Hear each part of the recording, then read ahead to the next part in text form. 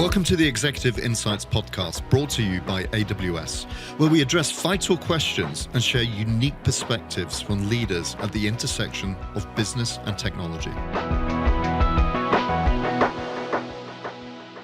Hello, this is Tanuja Randery, Managing Director of Europe, Middle East and Africa for Amazon Web Services. Welcome to another episode of the Executive Insights Podcast CEO series. In this series, I will be speaking with CEOs from across the EMEA region about what it takes to transform business and society, how they are leveraging data and technology to accelerate growth and innovate, and their insights on topics such as sustainability and addressing the digital skills gap. We will also be providing a glimpse into the personalities behind some of our great leaders of industry. Today, I'm delighted to be hosting a very, very special guest. Some founders build companies and others build industries. Today's guest falls into that second category. He started his career in Silicon Valley before returning to Portugal to launch a company that would go on to redefine enterprise software development. And under his leadership, OutSystems pioneered the low-code revolution, helping businesses build applications with speed, agility, and scalability. What's not to like? My guest's journey hasn't been easy, though. His company was founded in the aftermath of the dot-com crash, and for years he had to sell a vision that most people thought was impossible. 2 decades later, that vision has made OutSystems a global leader with customers in 75 countries. It's my pleasure to welcome founder and CEO of OutSystems, Paulo Rosado, to Executive Insights with AWS. Paulo, thank you so much for making the time to join us. It's a pleasure to be here, Tanuja. Thank you for the invitation. I'm super excited to be speaking with you on the podcast, and I'm really excited to learn from your experience. Maybe let's start with, how do you think OutSystems, and you in particular, help shape the startup scene in Portugal? I think it always happens when, out of the blue, you suddenly have an example or someone that suddenly kind of goes against any type of preconceptions that of a small country, very small market, incapacity to scale and things like that. And what I think we and actually other companies that were created, maybe not at that time, but a little bit later, actually proved was that fundamentally we're a disconnected world, and we drive and will and the vision, and you can actually take a very large TAM, addressable market, and make a room for yourself and become a leader, regardless of where you start. I really like what you say there, because it brings together 2 or 3 things that I think also, as I read about you and your background. One is that, as you say, that visionary leadership and top-down commitment to the vision. I think the other is, I think the curiosity and the learning aspect. And I think I've heard you say, my curiosity has always fueled my drive for innovation. And then I think the third thing is this idea of a paradigm shift, which OutSystem created, right, in some ways. So really interesting that all of those 3 things come together. Now, where did the idea emerge? Was it working backwards from your customers, from a demand in the market? How did you think of this? It actually has to do with the fundamentally anatomy of how startups have a shot of being successful. Is you start by trying to isolate if there is a sufficiently high pain in a collection, in a market, in a sub-market, a narrow collection of users, or even a broader collection of users. And what happened in our case was that I had, in the previous 5 to 6 years, have been having a lot of experience in trying to deliver software in enterprise contexts. And I don't recall delivering a single project on time and on budget. And so for all purposes, I felt that the projects had failed. And what was amazing to me at the time, when I started really understanding the IT industry and having the first cutting my teeth on the industry, is where I understood that this was accepted as a fact of life, that IT projects were inherently unpredictable. And the whole thing was assumed, the fault was really associated with the lack of predictability in scope and the fact that customers were always changing requirements. And businesses are inherently unpredictable. It's very difficult to design a system up front because the system is going to create a disruption. How can you predict what disruption is going to be? You can take 2 years to build something and expect at the end that the thing that you build is exactly what is needed. So that never happened. And so what happened was that when you build these projects would then face changing requirements or requirements that were incorrect. And then you would go and try to redo the software. And software is very difficult to change. It's actually very expensive to change. It's much easier to build it right. But what we decided to do was, if requirements are always fundamentally wrong, when you approach a project, you already know that you're going to change what your perceptions and what you want. Why not create technology, a platform that decreases the cost of change to a point where change becomes so cheap that you're not afraid to make a mistake? And that actually was the first principle that guided OutSystems. And it was very successful. It's still true today. I really like that. Decrease the cost of change, and this sort of mindset that all projects are always delayed, they're always over budget, and this whole change requirement idea, whereas you're actually embedding change right into the platform itself, right, to make it easy. I love your view, though, in the world that we live in now, and as the technology, as it's expanding here every day, something new. Do you think that's true going forward? Well, if you look into what OutSystems did and has been doing for the past 20 plus years, is really increasingly create the technology that allow us to automate the craft of building software. And especially when software becomes medium to large, becomes a slightly more complex, the complexity of automating the change and the progression, evolution, and the build of this type of softwares increases exponentially in cost and effort. And so the challenge becomes interesting when you're not talking about small applications that you can do with the modern equivalent of Microsoft Access or SharePoint or whatever.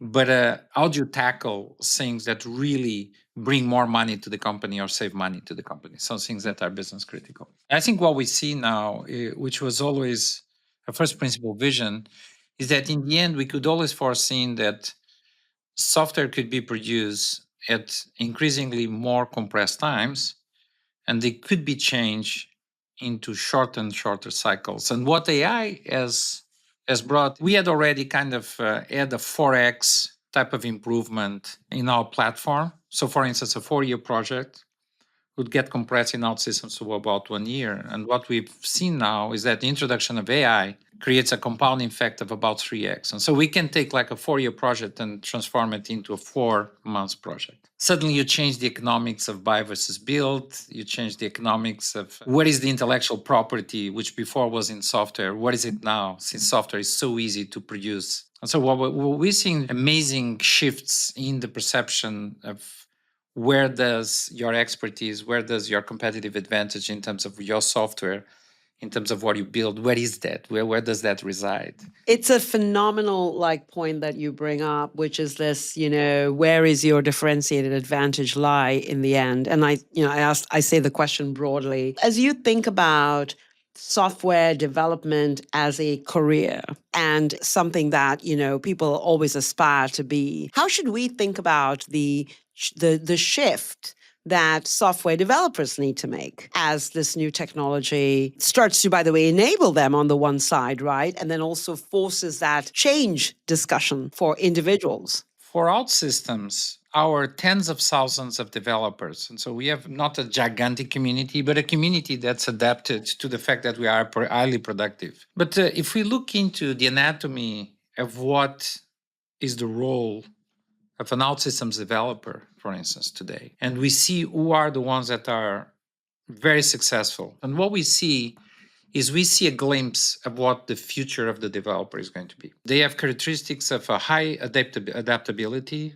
a huge curiosity against the business, a conscientiousness that I want to build something, but that something needs to help the business make more money, save more money, decrease risk. And they are able to map whatever solution they're building, for instance, with OutSystems, into a particular business disruption or a project or a program that actually enhances the competitiveness of the company they're working for. I see a huge gap for the type of developer that have made their life out of fundamentally implementing coding based on plus 3 languages and being attached to these very large projects for more than 3 years. I see those type of roles as shifting dramatically.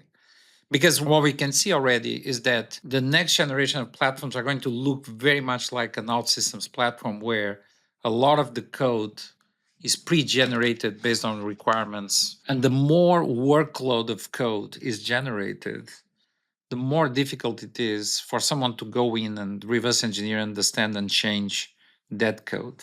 So in the end, you're going to have a bunch of tools that are going to fundamentally just elevate the role of developer to a point where they're going to be a little bit of validators, a little bit of directors, kind of elevated knowledge workers, like in every other industry, really. I think this is true of a number of different, by the way, areas, right? Not only development, but I love the way you frame that. And I guess a question for just building on that, because I think it's an important topic, is how do you think we need to evolve our education systems, training systems? How are you evolving skilling, given this evolution that has started and is probably going to, gather a lot more steam? What we've seen is it's very difficult to predict how a particular type of professions are going to evolve. Most of them are going to evolve, but we never know if there is some of them are going to completely disappear, replaced by something adjacent to it.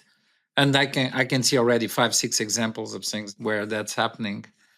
And so what we've been telling our teams here is, if you want to preserve your capacity to be employable in the next 3 years, and that's important for us, that our employees are employable not only at OutSystems but everywhere else, is you need to have an open mindset and a growth mindset. That's absolutely of the essence. You need to think that your job is going to dramatically change.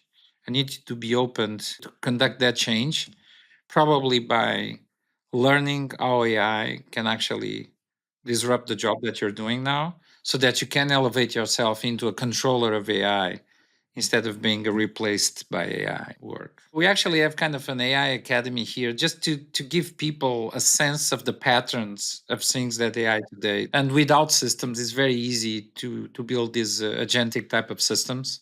We actually can build them in days, but it needs to be something that it's the way we're doing this experiment is by opening up to the people and trying to make them comfortable with the fact that this change is coming. And instead of fearing it, they actually feel comfortable applying and embrace it. And most of them, I think, will make it, because our culture is a little bit of that growth mindset already. So they're used to change.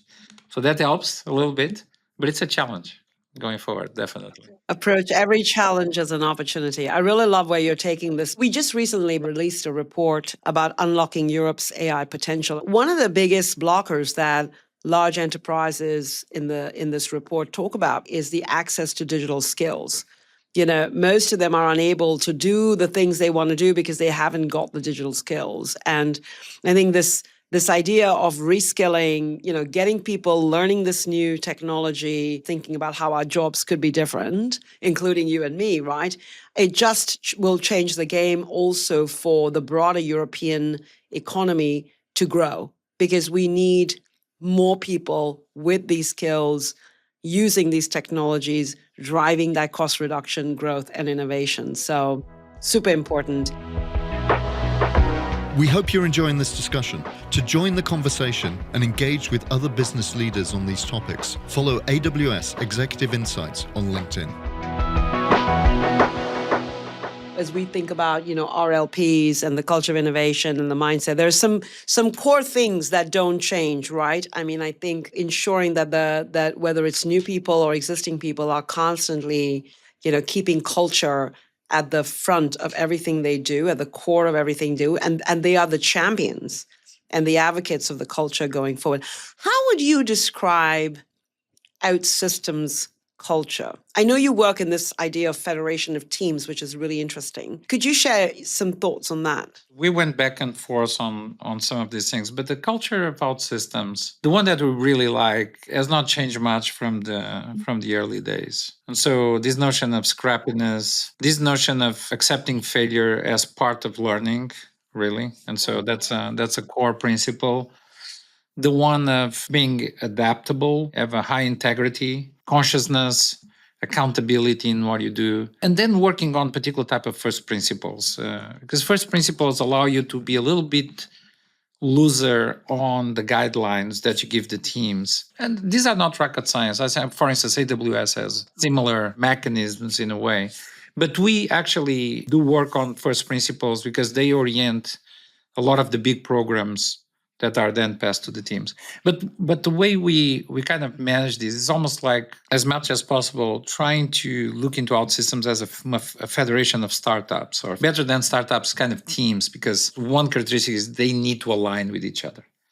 And so we need to see them as almost like independent entities that, in a way, work in the same direction towards the same goals and are not redundant. And so everything that we're doing now in terms of data control systems, performance systems, defining, being stable at the high level programs, creating a division for what is the flywheel of the GTM, how do we go to market, and then what are the three things that are really important in product, the medium term, long term, and the short term. And so having those things extremely well defined, this is where the guardrails are. And then the rest, basically just a process, makes the right leaders adapt to what they need to do to make things happen as fast as possible. And so we try to give that level of autonomy with very strong direction in terms of the North Stars, but a lot of autonomy in terms of the way you get there. I really like that. I think this coming together of a strong culture rooted in first principles, that scrappiness and that sort of startup-like, growth mindset, never leaving you.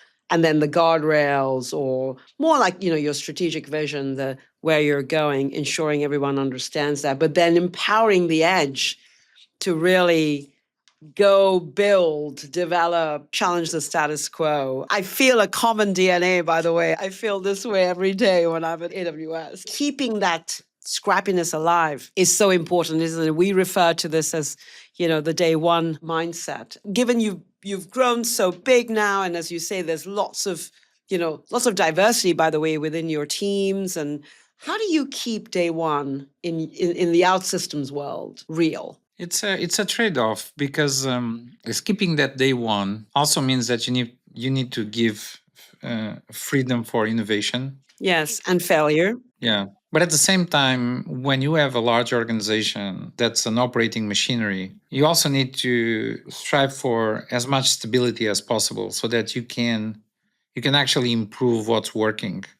And you can, instead of redesigning or restarting things again. When you are a startup, and 2/3 of startups in the first 18 months, 3 years, go into a cycle of almost reinventing themselves a couple of times, you actually inherently have almost like a field adaptability where you become so used to change and to make turns that you take that into a position where, hey guys, listen, we don't need to change as drastically as we used to. We nailed it. We nailed the GTM. Let's go and improve it. And you need to kind of almost move from an extreme Darwinistic world to a world where now you need to concentrate, you need to create stability, you need to clean up exceptions, you need to take the flywheel that you have and oil it more and more, take the grain of sands out of that, and just make sure the flywheel is now accelerating. And that creates stability. Now you have to innovate, but you have to innovate in terms of improving the flywheel. And so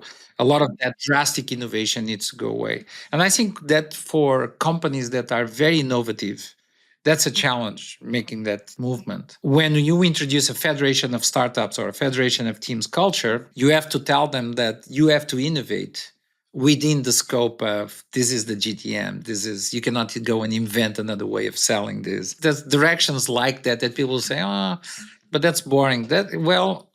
It's not boring when you are dealing with billions of dollars of revenues and whatever. It's part of the size of the company. There's a little bit of trade-off and adaptation to when you put these concepts, but you have to put them in context of scale. So startup at scale is a slightly different way of looking at it. I mean, you've clearly transitioned to running a very scaled global company and continuing to be very successful with innovation and attracting talent. Your roles clearly evolved quite substantially. And I think that's right. I think, how do you go from being a startup to running a scaled global company? And how do you embed Andy in his shareholders letter recently, this last one that he published?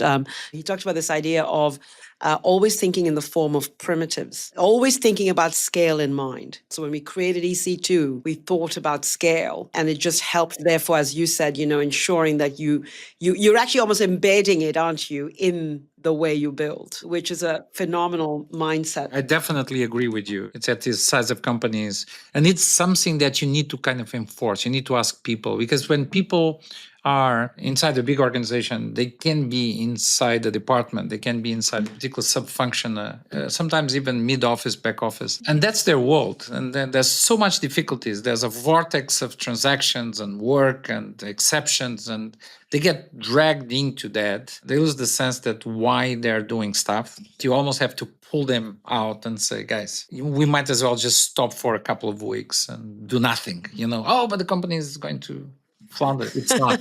It's not. We're going to have to take time to actually decide what not to do here, because this is a mess. And so that's the way you start thinking about scale. You need to do less, and you need to do it very well and repeatedly. I wanted to pick up on this next topic because I just know you're passionate about this as well, and as am I. International Women's Day coming up soon. And I was curious to get your view on how we can continue to ensure that technology and coding is something that excites, our next generation of female leaders. I know you are personally involved in a number of these social impact programs, and I was wondering how, your takeaways in how we continue to build and role model STEM, and particularly in the age of AI, to young women and young girls in school. There's a series of programs that have been executed at a society level. To Move, for instance, it's a big program that started in Albania, where they take kids from 12 years old up until 17 or 18, I think. And they have a directive which is need to be 50% females and 50% males. I think putting all kids in context, and when I say kids, it can be people out of school and whatever, but you put them in context where everything is possible and the skill sets are good enough for them to be successful. OutSystems is extremely, extremely diverse in terms of not only gender, age, cultures, and whatever. We don't really care too much about this. We just care that people do the best possible job. And so we end up by having a lot of females, for instance, in our ranks. I like the differences. I don't think people are the same. I think the differences are good. I'm not sure whether AI is going to have any type of negative impact. I agree with you entirely. We all know that differences just create better results, better everything, right? I mean, if you have the same people in the room thinking the same way, you're going to come out with something that is not going to, by the way, change the status quo or reinvent the world. So I agree with you. I think, we have a leadership principle we talk a lot about, and it's about disconfirming your beliefs. And, one of the ways you do that is make sure you have a diverse team in the room. Otherwise, you're not going to be, getting any new beliefs to disconfirm, right? And actually, I'm excited about what you say. I do think actually AI for women in particular represents a phenomenal opportunity. We just need to make sure the education follows so that, they will, be able to activate and amplify their growth in the world of AI. I wanted to maybe go back to you as a leader. How would you describe maybe a couple of pivotal moments in your career that have shaped who you are as a leader? It's difficult for me to kind of isolate one. If I go back and I try to make discrete a journey that has been a continuum, I probably kind of reinvented myself about 5 times. And so I think maybe the characteristic that's more common is you having the humility of actually understanding what are the things that you don't know. That's easy. But what are the things that you don't know that you don't know? And those things are the things that scare me. And so I think probably one of the fundamental shifts that I did was the perception that when you start being very, very successful, and you're very successful at school, and you go to the top universities, and you are the best, and you're whatever, that is almost like a reinforcement paradigm that where you can get into hubris. And I was always very, very afraid of that, of falling into that trap. Because when you have everyone telling you that you're fantastic, that you're growing, that you're amazing and whatever, you actually have to go back and say, no, I'm not. And so I almost kind of developed this notion that people sometimes get mad at me because I'm constantly pointing my shortcomings and whatever. But it's almost like a self way of controlling myself and reminding me that there is the next hole I'm not seeing is right there. And so developing that capacity to just assuming that you're going to be surprised with something major. And so I try to constantly understand, what am I missing here? And I think that's so thoughtful of you to say, I wrote it down. What are the things you don't know that you don't know you don't know, right? I love it. This is actually not mine. There's someone else coined this notion of known unknowns and unknown unknowns. So known unknowns are the things you know that you don't know. You don't have any expertise. And so those are okay. But the unknown unknowns are the real trickery ones, because you don't even understand that you're missing it. Correct. And sometimes when you're talking with founders, for instance, and I do some coaching to founders, you're talking with them and you know that you have a very stubborn individual on the other side, because they're founders, right? They have to be convicted as well, Yeah. They have big egos. They need to have that grit. And so they have that ego to fuel that grit. And you're talking with them and you can see it's not the time to have that conversation, because they're not ready to have someone tell them that they are wrong in a particular way, because they have more experience. You need to wait until they get to a point where they're ready to then be confronted with the unknown unknown. And so I try to be always ready to be confronted with the unknown unknown. And that's my question, Paulo. Can you actually learn this skill? Is it a skill that can be learned, to be always asking yourself the question about what's around the corner? What do I not know? I think that notion of curiosity with a growth mindset, those are crucial elements. The fact that you're very focused on outcomes and you're not focused on your own ego, it's very helpful. You don't want to will things to work. You actually go and check, is this going to work? Regardless of what I want or not, I'm not important. So those are very important traits that people would equate to humility. I don't think they're humility. I think they're just pure pragmatism and experience of just getting that ego out of the way. Because if you're successful, you have enough ego. You have enough validation. You don't need to be right. It doesn't need to be your solution. Actually, what you want is to get the right way of doing as fast as possible. And if that comes from the outside, you just need to be comfortable with that. I find a lot of people that, because they have this vision and they have to battle through a lot of no's and a lot of people shutting them off, they actually kind of exaggerate a little bit, because they have to create that protection against the naysayers to a point where they start listening to really good advice. You can even apply that to your own career if you are an individual, right? Look at yourself. I'm a white collar. I'm a knowledge worker somewhere. I'm sure that I'm going to get a disruption from AI. How am I going to open up myself? How am I going to imagine this future? How am I going to prepare myself so that I emerge as a winner with a much more satisfying job in a context where there's going to be a disruption? So you have to be open about it. You cannot just will that things will be the same as they are today. I love it. It's a great place to pause. But before I do, I did want to just also congratulate you, Paulo. I mean, OutSystems continues to break a bunch of records and barriers. And I know in 25, recognized as a leader in the inaugural G2 2025 grid report for low-code development platforms. I know you yourself have been named as well on multiple top tech leaders lists, but also ranked number 30 on the Forbes Cloud 100 list of the world's top private cloud companies. Amazing. And a top cloud employer, which I think is super exciting for everything that we've just discussed. I have just loved every minute of this discussion. It's been a wonderful time to actually reflect on the future of work and the future of leadership and the future of innovation and the future of businesses to come still. Thank you so much for joining me. I hope you enjoyed it equally. No, it was great, Tanuja. And thank you very much for the opportunity. Also, the questions actually lead to interesting answers. And so it was a great conversation. Really appreciate it. Thanks for listening to this episode of Executive Insights, brought to you by AWS. If you enjoyed this episode, help us spread the word by rating and reviewing. And if you haven't already, be sure to subscribe so you don't miss an episode.